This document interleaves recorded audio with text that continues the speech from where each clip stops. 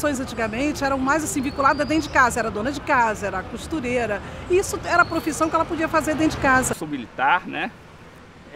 No período em 81, quando o ministro Maximiano, né, veio com o propósito de inserir a mulher nas Forças Armadas, tá vendo?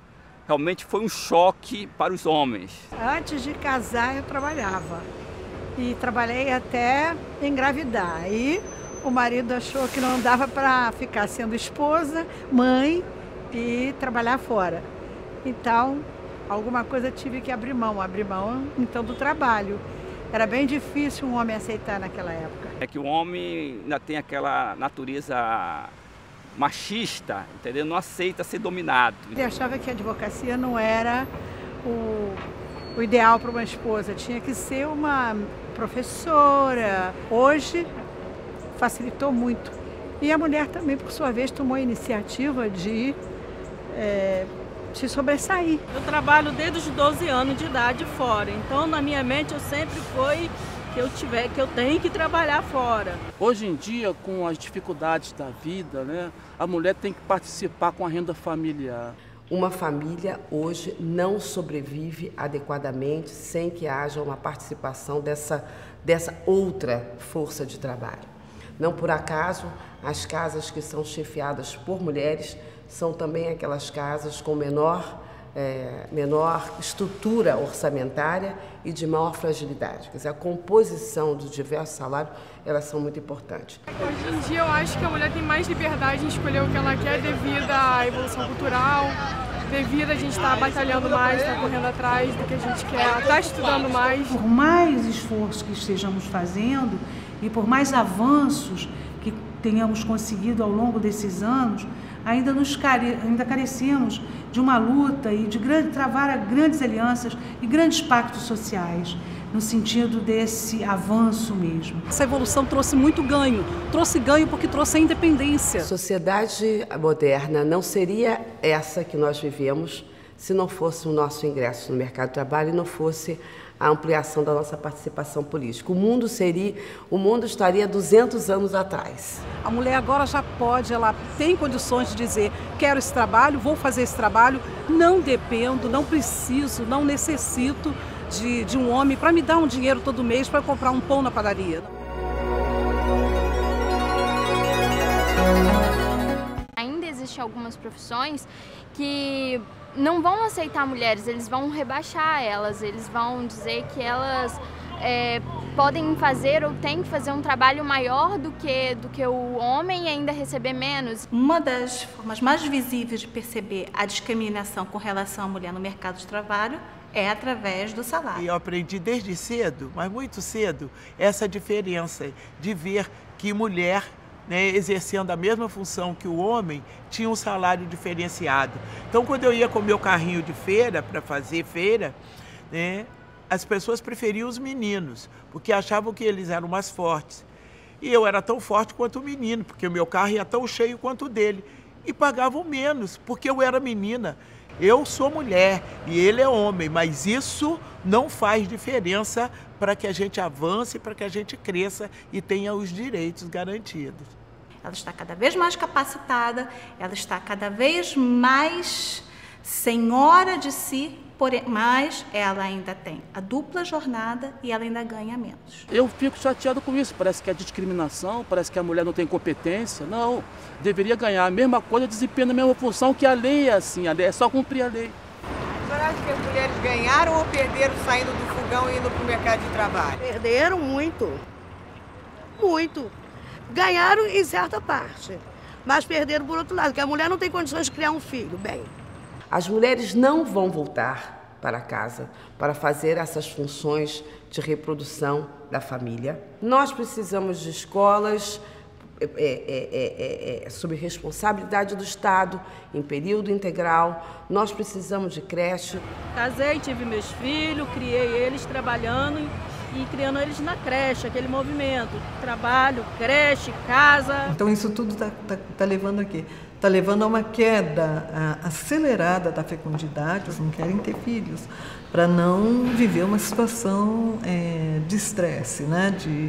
de falta de apoio, de não ter condições de poder criar esse filho adequadamente. Temos também que avançar na discussão de descaracterizar a culpa da mulher trabalhadora.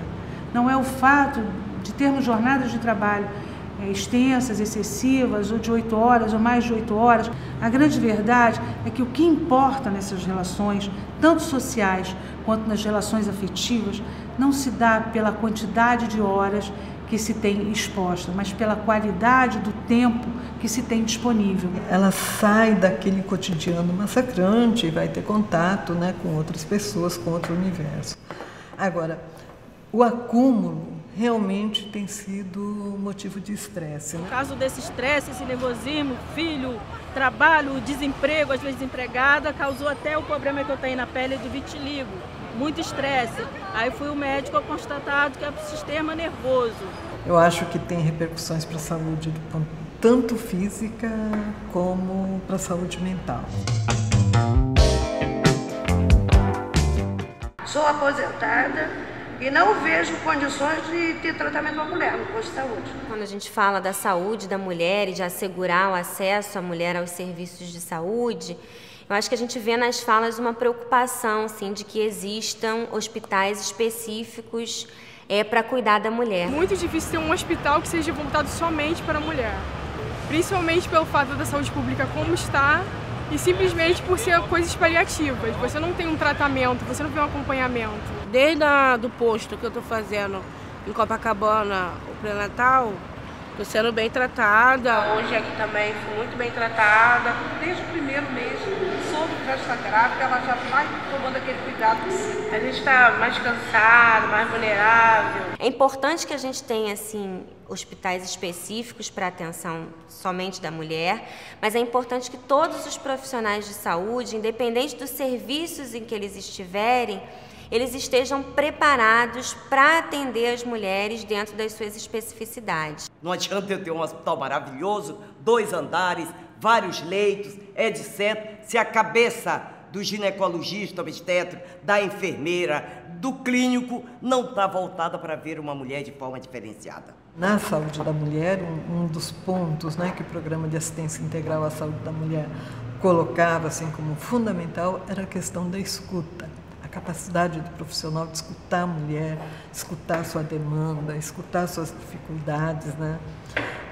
Ainda há muita dificuldade de se lidar de se trabalhar com questões da esfera, né, da saúde sexual e reprodutiva. Acho que existe uma informação, uma mídia assim, sobre saúde da mulher, sobre delegacia da mulher. Eu acho que falta talvez seja ainda a vergonha de se expor. A vergonha de querer ir lá denunciar, porque a mulher ainda tem muita vergonha disso.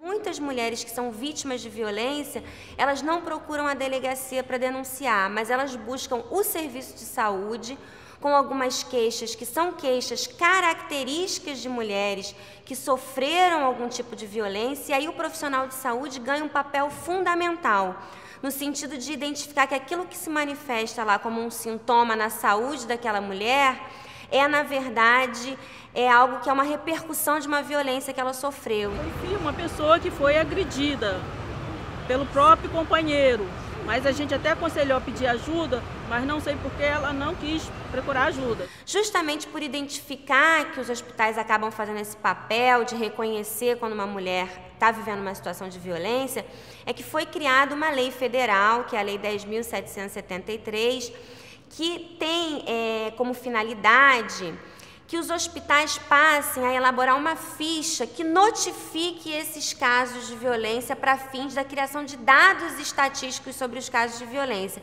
A mulher nem sempre vai denunciar aquela violência na delegacia, mas um profissional de saúde, ao tomar ciência da ocorrência de um caso de violência, ele teria que elaborar então uma ficha de notificação. Mulher foi feita na época que eu era criança, né, para ser mãe. Naquela época a mulher tinha um filho por ano, então ela ainda não tinha tempo de cuidar de um, já estava grávida de outro. Então eu acho que naquela época, tanto o parto quanto a criação de filhos era mais difícil.